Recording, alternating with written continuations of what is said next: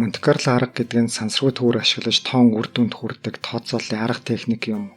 Энэ нь ялангуяа сансргүй хэсэгч сансргүй процесстэй холбоотой бөгөөд аналитик аргаар шийдэхэд бэрхшээлтэй бодлон ойролцоо шийд олох гол арга юм. Компьютер тооцоолох төхөөрөмжийн хүчин чадал ахих тусам тус аргыг хэрэглэх явдал улам бүр өсөн нэмэгдэж байна. Монте Карло аргыг 1940-од онд цөмийн зэвсгийн төсөлдөр ажиллаж байсан эрдэмтэд сэджээ. Монте Карло гэдэг үг нь Мөридо тоглоомын газар төвлөрсөн Монако улсын нэг хотын нэр юм. Энэ нь цааш нь арга биш бөгөөд үүн шиг тооцооллын арга техникийг эрт цагт ч гэсэн хэрэглэж байжээ. Тэдгээрээс тухайлбал P-тог үнэлэх зорилгоор Бипний явуулсан зүүх хаях туршилтыг дурдж болно. Одоо Монте Карло симуляцийн ерөнхий зарчмыг танилцуулъя.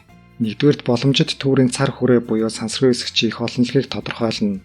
Хоёрдугаарт их олонлогийн тархалтын дагуу сансргүй төвөр үүсгэнэ. Гуравдугаарт үүсгэсэн төврөө ашиглаж тооцоо хийн. Дөрөвдүгээрт тооцооноос гарах үр дүнг нэгтгэн дүгнэнэ.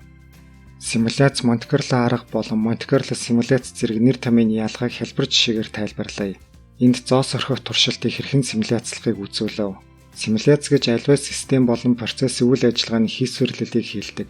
Жишээлбэл онгоцны нисгэгч уул уурхайн хүнд механизмын оператор сансрын нисгэгч нар бодит байдлыг дуурайлан хийсэн төхөөрөмж буюу хийсвэр орчинд дадлага сургууль хийдэг. Үүнээс гадна компьютер дээр виртуал байдлаар явуулах боломжтой симуляцч байдаг. Энд авч үзэж буй жишээч мөн үүнд хамаарна. Тодорхойлбол энд зоос орхихыг хуурмаг сансргүй тоо үүсгэх байдлаар хийсвэрлсэн бол харин сүлд эсвэл тоо буухыг үүссэн сансргүй тоогоо сүлд буах үзэгдлийн магадлал 0.5 жишг байдлаар шийдсэн байна. Ерөнхийдөө ямарваа үзэгдлийг компьютер дээр симуляцлахдаа жигд тархалттай сансргүй тоог түүний магадaltaй жишдэг бөгөөд сансргүй тоо нь тус үзэгдлийн магадлалаас бага байвал үзэгдэл явагдсан. Харин эсрэг тохиолдолд эсрэг үзэгдэл явагдлаа гэж үздэг. Хэрэв Монте Карло аргын тодорхойлолтоо санвал энэхүү жишээний хувьд атга дүүрэн зоос орхиод сүлд болон тоог тоолоод дүгнэлт гаргах нь Монте Карло арга хэрэгэлсэн явдал болно. Харин Монте Карло тооцоололд ашиглах сансргүй төврөө симуляцийн аргаар үүсгэсэн бол Монте Карло симуляц явуулсан болно. Монте Карло симуляцийн бүр тодорхой бөгөөд хэлбэр жишээ авч үзье. Ингээд Монте Карло симуляцийн аргаар P-тог хэрхэн үнэлэхийг сонирхуулъя. Квадратаас сансргүй сонгосон цэг дугуй дотор харьяалагдах магадлалыг авч үзье. Нэг талаас тус магадлалыг геометр хэмжээс ашиглаж олсон бодолд зургийн баруун талд харагдаж байна. Тинхүү олсон магадлал P-тоогоор илэрхийлэгдэж байгааг анхаарна уу? Нөгөө талаас тус магадлалыг Монте Карло симуляцийн аргаар олох зорилгоор R хэлээр бичсэн программын код харагдаж байна. Тэш өнцөгт мужаас таамгаар сонгох цэгийн координатаар тодорхойлогдох сансргүй хэсэгчид хамааралгүй байдаг тул энд цэгийн координатуудыг кодын 3 дугаар мөрд байгаачлан R-ийн функцийн тусламжтай тус тусад нь үүсгэсэн. Дараа нь 4 дугаар мөрд координатын их буюу дугуйн төвөөс цэг тус бүрийн алслагдах зайг олж байна. Эцэст нь нийт цэгүүдээс дугуй дотор харьяалагдах цэгүүдийн эзлэх хувийг оллоо. Улмаар тус хувь буюу магадлалыг 4-өөр үржүүлбэл P-тоо гарахыг анхаарч тэнхүү үржүүлэв. Ингээд P-тооны жинхэнэ утгаас мянганы нэрвчлэлтэй зөрүү бүхий үр дүнд хүрсэн байна. Монте Карло арга нь харьцангуй хямд төсөр байдлаар бодлогын жинхэнэ хариутай ойролцоо шийдэд хүргэх боловч шийдийн нэрвчлэлийг хүсснээрээ сайжруулахад бэрхшээлтэй байдаг. Тухайлбал бид сая 500 мянган сансргүй цэг ашиглаж байж дөнгөн данган мянганы нэрвчлэлтэй хариу гаргасан. Энэ талаар өөрөөр хэлбэл Монте Карло үнэлтийн дисперс түүнийг хэрхэн бууруулах тухай бид хожим үзнэ. Түүнчлэн Монте Карло тооцоололд ашиглаж буй сансргүй төвөр буюу сансргүй тоонууд жишээдийн чанарт их нөлөөлдөг. Яг энэ тухай буюу сансргүй тооны чанарын талаар бид тун удахгүй үргэлжлүүлэн үзнэ. Монте Карло симуляцийг өргөн хүрээнд ашигладаг. Ингээд Монте Карло симуляцийг аль салбарт юунд хэрэглэдэг тухай хэдэн зүйл жишээ болгон дурдъя.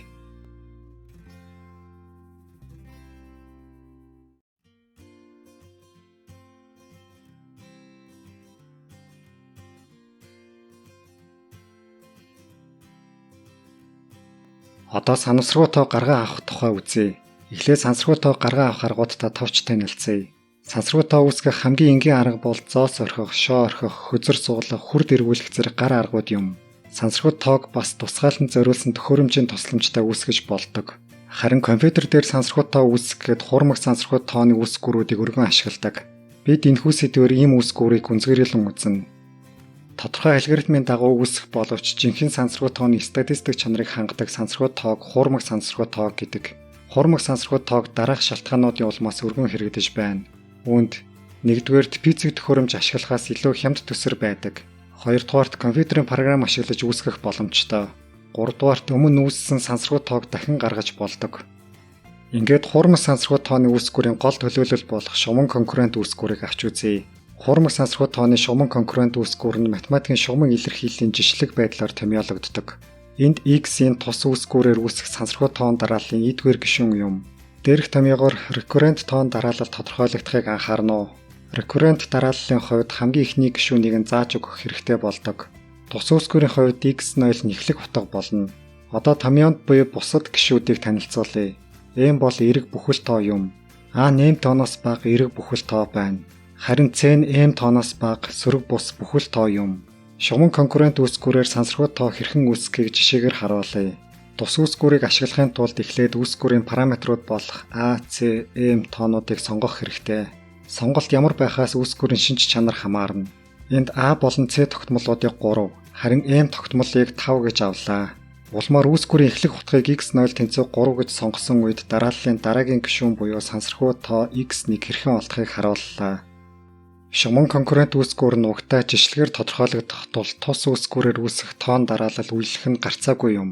Бүр тодорхойлбол тус үүсгүүрээр үүсэх тоонууд 0, 1 гэх мэтлэн m-аас асах нэг утгууд айл нэгтэй тэнцүү байх тул үүсэх тоон дарааллын үе хамгийн ихтэй m-тэй тэнцүү байна. Шугамн конкурент үүсгүүрээр үүсэх тоон дараалал үйлдэлийг энэхүү жишээнээс тодорхой харж болно. Энд 3 гэсэн утга ахин давтагдаж буйг анхаарна уу? Нэгэнд тус утга эргэн гарч ирсэн тул түүнээс хойших бусад утгууд ч дахин давтагдана. Мөн дээрх чанараас 0-оос 1 завсарт жигд тархсан арцнаал тоо үүсгэх арга мөрдөн гарна. Шугамн конкурент үүсгүүрийн чанар ямар байх нь түүний параметруудын сонголтоос шууд хамаардаг. Шугамн конкурент үүсгүүрийн тусламжтай байгуулагдах recurrent тоон дарааллын үе их байх тусам ашигтай тул m параметрын утгыг аль болох ихээр авбал зохимжтой. Гэвч энэ нь компьютерийн нөөц боломжоор хязгаарлагдана. Цаашилбал A болон C параметруудын утгыг хэрхэн сонгох нь ч хүнд асуудал юм. Жишээлбэл A болон C-г нэгтэй тэнцүү гэж сонгоод эхлэх утгыг x0 тэнцүү тэг гэвэл 0, 1, 2, 3 гэх мэтлэн m-аас асах 1 гэсэн хамгийн урт үетэй боловч сансаргуу биш дараалал үүснэ. Энэхүү үүсгүүрийн параметруудыг ихэвчлэн дараах 3 янзаар сонгодог. Нэгдүгээрт C тэнцүү тэг ба M нь анхны тоо. Хоёрдугаарт C тэнцүү тэг ба M нь хоёрын ямар нэг зэрэгт. Гуравдугаарт C нь тэгээс ялгаатай. C тэгээс ялгаатай үед Хаалт-Дүүблийн теоремоор M болон C нь харилцан анхны тоонууд байх. Агаас асах нэг нь M-ийн анхны тооны үржүүрээр их задаргааны бүх гишүүдэд хуваагдах. Хэрв M нь 4-т хуваагддаг бол агаас асах нэг нь 4-т хуваагдах гэсэн 3 шаардлага хангах ёстой. Шугамн конкурент үүсгүүрийн C тэнцүү тэг тухайн тохиолдолд харгалзах үүсгүүрийг үржүүрт конкурент үүсгүүр гэдэг. Эцэст нь үржүүрт конкурент үүсгүүрийн өргөн эргэлдэг нэг хувилбар буюу параметруудын сонголтыг танилцуулав. Шугамн конкурент үүсгүүрийн давуу болон сул талуудыг товч танилцуулъя. Шугамн конкурент үүсгүүр нь компьютер дээр бага санах хой зарцуулж хурдан ажилладаг. Бас харилцан холбоогүй саланг тусдаа тоон дарааллууд үүсгэх боломжтой.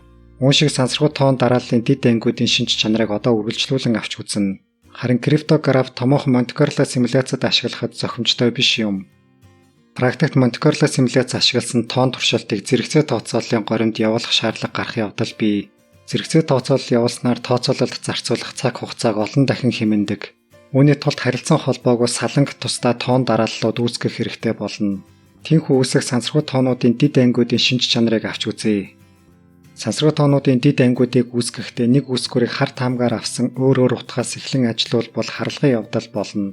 Энэ тохиолдолд азгүй тэгвэл өөрөөр хэлбэл буруу эхлэх утга авбал дэд ангиуд дээр томоохон давхцал гарна. Үржүүрт конкурент үүсгүүрээр үүсэх сансаргуу тооны 2 дэд анги авч үзье. Дэд ангиудын эхлэх утга болон үүссэн дарааллыг хүснэгтээр харуулав. 2 дэд ангийн давхцсан утгуудыг хайрцаглаж харууллаа. Энэхүү давхцал нь эхлэх утгын буруу сонголтоос үүдсэн юм. Тодорхойлбол 2 дахь дарааллын эхлэх утгыг эхний дарааллын дундаас нь сонгосон явдал алдаа болжээ. Санамсаргуу тоонуудын үл давхцах дэд ангиуд үүсгэх нэг арга бол эхний дарааллын төгсгөлийг 2 дахь дарааллын эхлэх утгаар сонгох явдал юм. Энэ ширхэг тоо бүхий 2 дэд анги хэрэгтэй болсон гэе. Тэгвэл уг аргаар 2n урттай дараалал үүсгээд эхний хагасыг 1-р дэд анги, сүүлийн хагасыг 2-р дэд анги гэж аавна. Тус аргаар сансаргуу тоонуудын үл давхцах 2 анги хэрхэн үүсгэж байгааг энэхүү жишээнээс харж болно. Уг аргын хувьд xn буюу 2 дахь дарааллын эхлэх утгыг хэрхэн шууд олох вэ гэсэн асуулт гарах бөгөөд үүнийг үржүүрт конкурент үүсгүүрийн хувьд слайдын төгсгөлд харагдаж буй томьёогоор олно. Бидний авч үзэж буй сансаргуу тоо гэх чинь чухам ямар шинж чанартай байхыг тодруулъя. Сая авч үзсэн 2 үүсгүүрийн хувьд үе гэсэн асуудал хурцаар тавигдсан. Цаашид бол зөвхөн үе гэлтгүй өөр бусад шаардлагууд ч тавигдана. Сансаргуу тоонд тавигдах статистик шалгууруудыг одоо нэг бүрчлэн товч танилцуулъя. X1 гихмжлийн XN нь сансаргуу тоон дараалал байг.